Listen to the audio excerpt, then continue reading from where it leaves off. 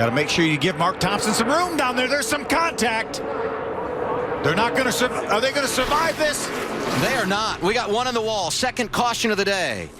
And among those involved, the 83 of Derek Lancaster got a piece of the action. Mark Thompson, and look at that. Matt Kurziewski thought that was him in that outside lane. It really causes anxious moments when you lap a car like that. You have to get... Hessert's car was forming up here for the restart. 3 Venerini Motorsports cars in the top 4. John West Townley gets a good jump. Landon Huffman spun his tires a bit. And the number 25 of Hessert is going to go hard into the wall as we get ready to restart. 4 cars are piled up, including Landon Huffman and the number 98 of Quentin Bear. 5 cars involved in total, all cars on the lead lap. That's If that had anything to do with it, but here goes Hessert. Oh no, it's contact. Townley went right through the corner there. Yeah, John West plowed in there. Looks like that's what got got the 25 of Hessert sideways. He rolls up in there, and look, Landon Huffman is on the high side and absolutely nowhere to go. The 22 of Weatherman, it appears, pushes the 98 in yellow line, trying to take that spot away from Chase Briscoe. They're racing side by side for second. You know, we mentioned this is only the second. Oh, Briscoe's in the wall as Townley makes contact with the right rear quarter panel. There were 3 wide coming off of turn number 2, and the wrecks continue as the 15 of Zane Smith hits the wall really hard. So Townley, the 77 and 15, all involved here.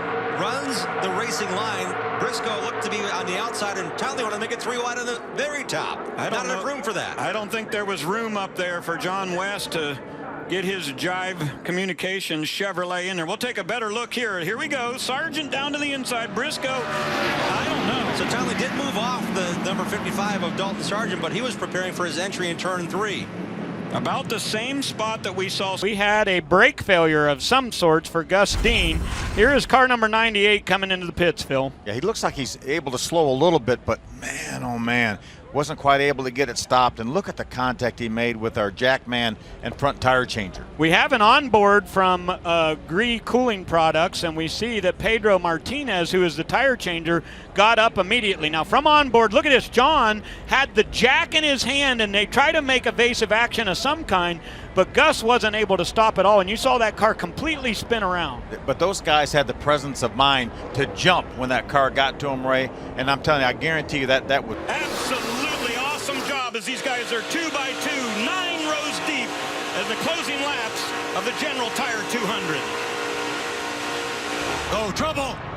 And we've got a crash. Bo Lamassus is involved. He goes sliding down to the inside. The number 13 of George Cushman hits the wall to the inside. The yellow is out with 10 to go. They were running so close, Ray. You just wondered when something like this was going to happen. West Townley out of this race, and Josh Williams with 1. Now we look back there. You see Terry Jones is on the high side. Oh, and Bo got tapped, looked like maybe by Kurziewski, eh? Yeah, and here comes Terry Jones. He runs into Cushman as well as possibly even Bo in the 42. 7 or 8 cars got through that pretty well, though. It could have been much worse. Try to do something with Josh Williams. Just 2.5 laps to go. The spotters have got to be telling these guys. Oh, and Gerhardt gets shuffled out. Oh, hard contact into the wall. The number 14 of Dustin Knowles really slams into the wall.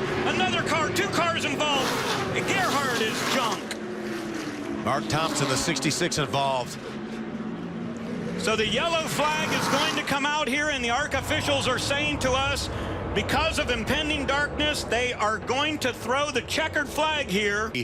Down under the double yellow line. Now he's got to get back in position. It looks like maybe Dalton Sargent got into the 14 car and turned him around. Yeah, Dustin Knowles hit that wall very, very hard with the right front, and a couple of times spinning around on the safer barrier. Yeah, I don't think it had anything to do with Bobby Gerhardt getting back out in line. It looks like maybe the 66 of Dalton Sargent just barely nudged the 14 of Knowles, put him in the outside wall. Auto Value, a longtime sponsor for Chad Finley and about everything he does, and really nice. Oh, trouble! Oh, there goes Dalton Sargent right around in the same spot, almost exactly where he spun it earlier, but as he wrecks, then another of cars are going to come in. Look at Haley in the 74. Heavy damage to that Braun race car, and it looks like Justin Haley's night is going to be done, as well as Brady Boswell, who is clobbered in there.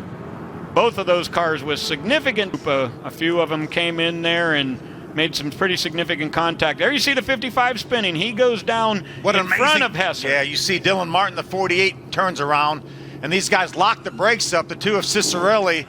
And a lot of these guys, like Haley and Boswell, had already committed to the high side. Right. And you can't just stop these things on a dime, Ray, and turn left and avoid them. Well, look at all the skid. At Iowa on his ARCA resume. We can see that inside line has gained about a car. Oh, trouble already. Through the tri-oval. 78 goes around. The 98, their teammates. It's a big one at Daytona. It all started when the 78 of Cole Powell got turned sideways. Gus Dean had nowhere to go and under caution early here at the World Center of Racing. Back and did. The 78 definitely moved to the inside. Don't know if he had any help. Maybe it turned him sideways right into his teammate. The 98 of Gus Dean had pushed him back up the racetrack right in front of the pack. Look at Kevin Thomas Jr. in that 22. Gets minimal damage, middle of your screen. This is a kid that Running all the races, and this is where her ride was, as leader Shane Lee was right next to her. Yeah, and he got into the quarter panel, and as she brushed that outside wall, it was the big hit that happened down on the inside safer barrier that caused all of that damage to the front end of her Dickies Toyota. And that car, Jim, is absolutely junk in every part. Shane Lee to the outside, just the slightest amount of contact, got her sideways, and watch this inside hit. That track gets so narrow off of turn number 2. That had been a problem spot with the old pavement. And here again, let's take it right on board with Sarah. Going around another car a bit slower, trying to stay in her racing mode. And in the lead lap, and that's all it took right there. One touch to the left front fender of our race leader, Shane Lee, on the outside. Man, that was absolutely a wallop to the inside wall. 799 of Cindric is going to do it. Michael Self will go by. 4 or 5 cars going to go in, and there's his teammate. The number 22 is sideways, and it looks like Snyder's going to spin. Boy, Majeski does an amazing job getting by. As does, Gus Dean made it through there, but it looks like the 10 and the 6 made contact, and that puts Weatherman hard in to that number 22 of Myatt Snyder. A lot of damage for Kyle Weatherman. Man, that's a and now they're 4 wide as they enter the corner. Chase comes down a little bit. They make a little bit of contact. Loosens up the 22 of Snyder. Boy, I thought he was going to be able to save it on that very first time, but then the car just got away. And as he goes up the racetrack, it appeared that Josh Williams must have made some contact with, somebody. That Looked might like have been Brett Holmes. Yeah, the Brett 23 Holmes. car and the 10 of Weatherman got together. And it just takes that little bit of contact to be